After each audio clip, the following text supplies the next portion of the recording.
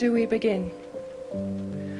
From those I have spoken to through my work with Turning Point, the beginning seems to be that women in our society are seen as the carers, the ones who can cope. Whatever life throws at them, they will always cope.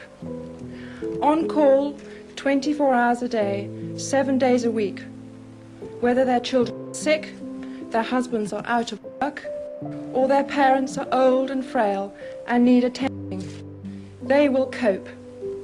They will cook and clean, go out to work, attend to the needs of those around them, and they will cope. They may be suffering themselves from postnatal depression, violence in the home, or struggling in a daze of exhaustion and stress to make ends meet, but they will cope. Strangely, it is women themselves, as well as men, who believe this to be true. So deep-seated is this belief that it can take enormous courage for women to admit they cannot cope, that they may need help, either from family and friends, or the support systems put in place by you, the professionals. Frequently, they will attempt to survive it alone, falling helplessly into a deeper and darker depression, as they feel more and more trapped by the life they are leading. As their world closes in on them, their self-esteem evaporates into a haze of loneliness and desperation, as they retreat further and further from those who could help them. Many women and men turn to alcohol to numb their pain of their despair. But because it is seen in women as less acceptable to admit to a dependence on alcohol, it often goes unnoticed. They are merely perceived as having a rather nervous disposition.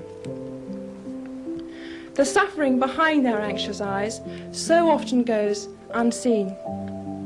Sadly for others, the strain becomes too much, and their decision to take their own life seems to them the only way of ending their pain. Perhaps they didn't believe they deserved the same support they had given to others. For those who find the courage, tentatively, to ask for help, the pill for every ill is most often administered. For decades, tranquilizers and sleeping pills and antidepressants have been given to generations of women, 3 times as many as to men.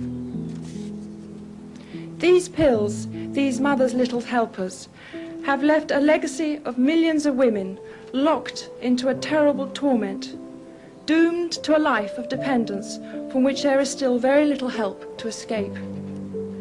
More often than not, they retreat into their own private hell behind closed doors, terrified to go out of their homes into what to them has become a frightening world. Dealing with these pills has now become a greater problem than the condition that caused them to be taken in the first place. Recently, I met a woman who, against the odds, had succeeded in getting off the tranquilizers she had been prescribed to help with her postnatal depression. She'd been taking these pills for over 30 years. Giving herself permission to give them up had not been easy, but with specialist help she had won. Her biggest realization was that during those years she had completely lost touch with her own identity. She had now discovered that she was no longer the person others believed her to be. The drugs had closed her down. They had managed to turn her into an anxious zombie. At last, she was now able to learn how to live again and become the person she was born to be. Whether these drugs were given in a genuine attempt to help, or whether they were offered as a means of making her more tranquil and acceptable to those around her, the effect can be the same. These pills will tend to make a woman more passive, to help her conform to the norm. But whose norm is it? Isn't it normal not to be able to cope all the time? Isn't it normal for women as well as men to feel frustrated with life? Isn't it normal to feel angry and want to change a situation that is hurting? Perhaps we need to look more closely at the cause of the illness rather than attempt to suppress it. To accept that putting a lid on powerful feelings and emotions cannot be a healthy option. That to offer women the opportunity to explain their predicament sooner could be a far more effective use of limited resources, rather than wait until their strength to survive has been sapped.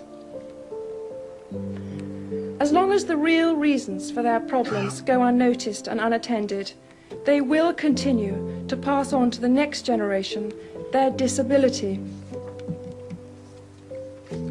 If we, as a society, continue to disable women by encouraging them to believe they should only do things that are thought to benefit their family, even if these women are damaged in the process, if they feel they never have the right to do anything that is just for themselves, if they feel they must sacrifice everything for their loved ones, even at the cost of their health, their inner strength, and their own self-worth, they will live only in the shadow of others, and their mental health will surely follow.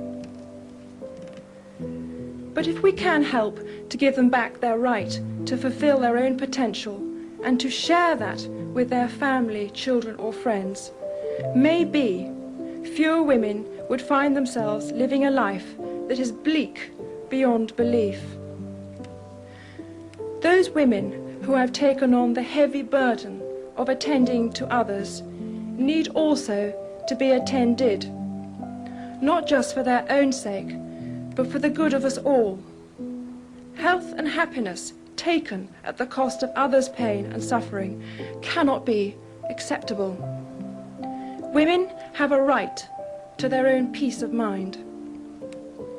Each person is born with individual qualities and potential.